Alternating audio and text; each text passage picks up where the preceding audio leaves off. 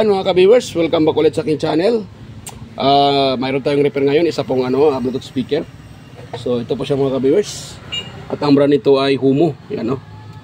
Yun. So andito yung may-ari, si ma'am at saka si sir. Yan o. Ayan, kaway-kaway sir. Ayan, anong pangalan sir? Ayan. Ayan, dalawa sila ni ma'am. So dila nila yung kanilang ipa-repair daw nila mga ka-viewers. Ang problema nito, pag ginagamit, ano siya ma'am? Daling mamatay o daling malubat? Chargeable, madaling malubat. Oh, yan. Pag ginagamit ito nila mga kabars ay hindi aabot ng ilang segundo, mamamatay. So, nung tine-check ko yung kanyang baterya, so may problema na rin yung baterya. Kaya ang gusto ni ma'am at ni sir, ano daw ito, ipadirect sa 220. Yan, ang gusto nila, hindi nagagamitan ng tawag yan, baterya, hindi na rechargeable. So, ang solusyon ko nito mga kabars, ito siya, ang gamitin ko. So, isang transformer na, transformer ang tawag dyan. Adapter na 12 volts, you know. Itong adapter na to ay 2 ampere. So 12 volts na adapter, tapos gagamitan ko siya ng itong TP5100. Yan. So ang ginagawa nito, yung 12 volts ipapalabas niya para dito sa system ay 8 volts lang. So actually mga kabars, itong TP5100 ay 5 volts to. So ang gagawin natin dito para maglabas ng 8 volts, ito siya oh. I-short natin tong dalawang contact. Ito. Ayan o. Ayan. So yung dalawang yan o. Yan yung nakalagay na set. Yan. Yung nakalagay na set ay inano ko na yan. Sinusolda ko na. Ko na sila. Pinag-join ko na para maglabas siya ng 8 volts. Dahil pag hindi ito solda, hindi nyo ipagdikit yan.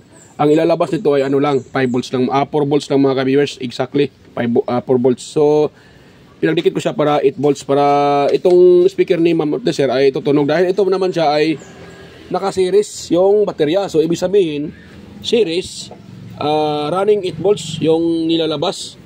So pag 5 volts lang hindi kaya. So yan ang gawin ko mga kabars, bago natin yan simulan. Ayan, sa mga bago pa lang sa aking channel, huwag niyo pong kalimutang mag-like, i-share at i-subscribe yung aking channel mga ka-viewers, para ganahan pa tayo mag-upload ng ganitong content mga ka-viewers. Ayan, start tayo dito. At ang gagawin ko naman dito mga ka-viewers, ito i-mounted ko muna sa ilalim yung itong kanyang adapter. Yan, iikit ko sa dito. Tapos palabas natin yung wire. Pag ganun siya Yan, pag ganun siya. Yun, dahil dito naman yung speaker, siguro hindi naman ito patamaan ng speaker natin. Lang ha. At tayo ng magandang pwesto nito.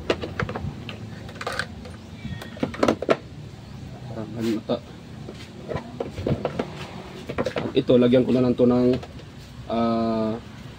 or itali ba ito? Itali lang ito, viewers. Importante hindi ito tanggal. So, nasa gilid yung dalawang speaker. I-fix. Tingnan natin kung okay. So, ganoon ang mga ka-viewers para ma-repair natin. Lumas, dilibas sila kung amang. So, yan. Ganoon na natin siya. Yung hindi tatamaan yung mga kabisa, hindi tatamaan yung pinaka-speaker natin. Wala pa takuan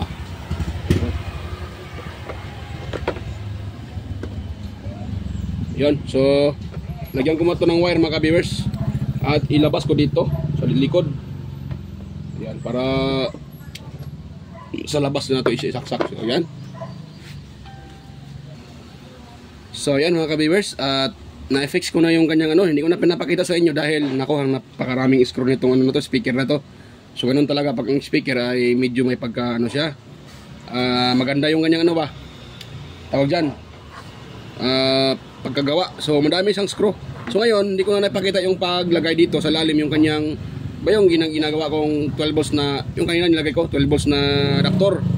So ang output ng adapter mga ka-viewers, ito na po siya. Ito. So ito po yung output ng ating adapter, yung nilagay kong adapter. So yung parang may puti, ito po yung positive. Yung isang purong itom, ito naman po yung negative dyan. So ngayon, itong output na to, dito na ito ni-connect sa input ng ating module na CP5100 na charging module. So dito tayo mag-in sa kanyang input, tapos yung output naman papunta naman sa ating baterya. Yung saan yung may baterya nyo, pag ganito yung speaker nyo, gusto nyo i-convert, so ikatin nyo lang yung yung battery. Ito yung battery niya ano yan, ito. So wag yung isaga doon sa may bandang connector, dito nyo isaga din sa may baterya dahil sira naman to. So ikatin nyo yung wire dito banda, tapos yung wire na nakatin nyo, yun na yung yung output ng ating C5100 na charging module. Yan po din nyo po i-connect. Ito kasi yung may ito tawag diyan yung coil na to, itong dalawang to, ito po yung input natin. Para sa mga hindi alam wait lang medyo pala magulo yung pagkano. So yan, sa mga hindi alam, so itong may na to, itong may coil na to, yung tapat na yan po ang ating input. Ito naman output. Sa ibang mga module may nakalagay dito, ito wala So Chinese yung nakalagay. Hindi iwan ko, hindi ko alam basahin yan. Yan, so ganyan na. So ito yung output niya, papunta yan sa battery. Yan siya mga kabirsa. Yan, so pakita ko sa inyo. Connect natin, tapos ipasouse natin. Yan, para sa mga gustong gumaya, ganun lang. Kailangan lang na meron lang kayong adapter.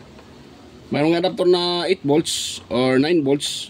Basta 2 ampere mga kabirsa. Huwag lagyan ng mababa sa 2 ampere dahil hindi kaya.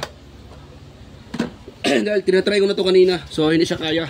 Namamatay siya pag i-on yung volume. Pag binulyuman, namamatay. So kailangan talaga ng 2 ampere para kakayanin niya yung pumapasok. Hindi siya kasi magbaback down yan pag may supply na. So kailangan 2 ampere. Ayan na, nagbo-blue na. Yan, di ba? Nagkukulay blue. So ngayon kuha tayo ng tester. Pakita ko sa inyo na yung output niya ay 8 volts. Yung tester ko medyo anong tawag dyan, madumi na. So dahil matagal na din to ayun, so ito input. Siyempre pag ititest natin yan, 12 volts yan. So ito pala mga kabisa, ang ginagawa ko dito para mag-out siya ng 8 volts. So pinag-series ko itong dalawang linya na to, yung sinasabi ko kanina, yan hindi pala kita, kagwang na. Yan so pinagdikit ko yan, yung dalawang may nakalagay dyan na set.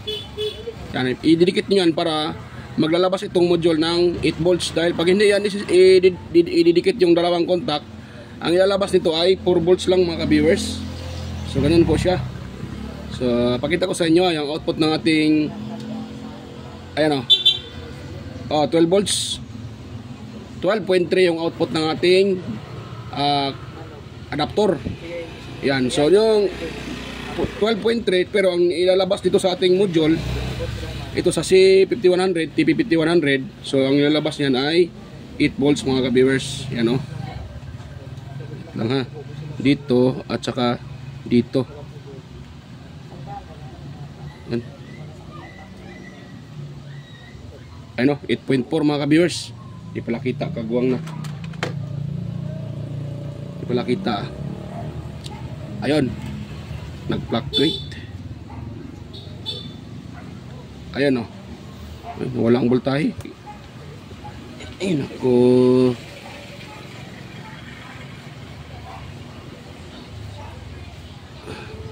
Ayan 8.3 mga or 8.2 volts mga ka-viewers. Nakita nyo. Ayan 8.2, 8.3. So okay na yan. Ganun lang ang paglagay, pag-install ng TP5100 charging module. So yan, i-fix ko lang to mga kabirsa at pakita ko sa inyo mamaya, i-test ko. And i-fix ko lang to, ito mounted ko lang sa ilalim para hindi ito galaw-galaw. So yan. At balikan ko na lang kayo mga kabirsa, saglit lang po. So yan mga ka-viewers, ano na po siya. Ayan So na-fix ko na siya mga ka-viewers, Yan, nakadikit yan. Ayan So nakadikit na yan para hindi yan babangga dito. So okay na yan siya. Ngayon, ano natin to, tawag dyan, isasara na natin para matapos na to mga ka-viewers. Ayun. So i-screw na natin tong kanyang mga screw. Medyo madami-dami yung screw niya mga ka-viewers.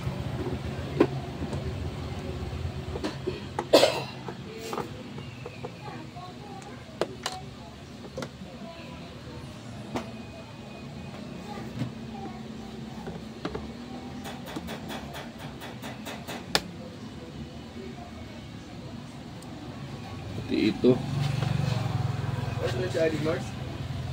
Busy siya yun, tapos siya dentro.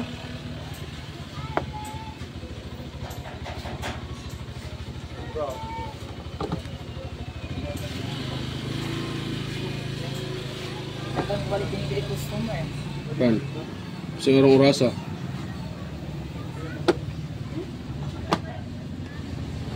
So nga, pareho mang busy. Ato sa tindahan, bin, ay mapalit, bin. Baligay dito, bin. Pasa to aligaw. Abad mandito na tinda, ha. Kita kumpra, ha. Nay.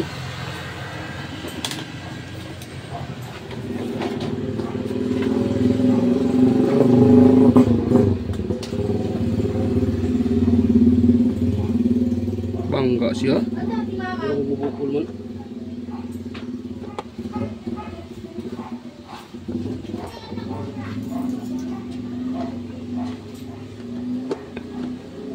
Yan, parang dito yung screw ah. Kagbuang na. Nagkabaylo ta. Kabuang na. So yan, okay na siya mga viewers oh. Tapos ko nang ma-install, nakita nyo. Ayan, so for testing lang tayo mga viewers. Para tapos na to, okay. Kagbuang na, ano pala to, naka-plug pala to aking drink ngayon. Ang init ah. Napasok ako. Yun. So dyan muna yan sa gilid. Tayo dyan. Yan. So titis natin ito mga ka-beers for final. Yun.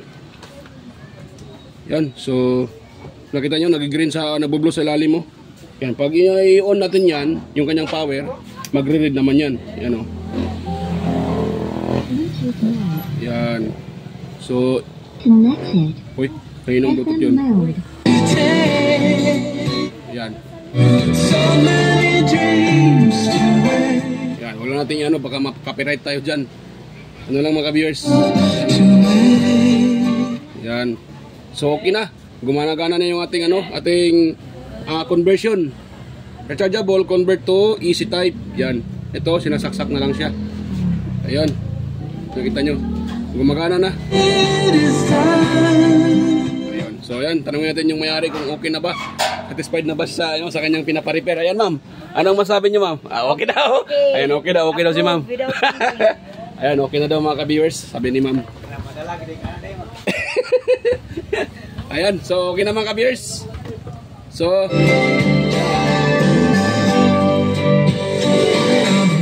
ayan. So okay na.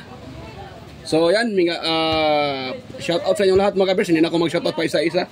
Sa mga silent viewers, organic viewers, at sa aking mga kadikit. And may lang shout out po sa inyo lahat mga ka-viewers, mga ka-idol, mga ka-lods.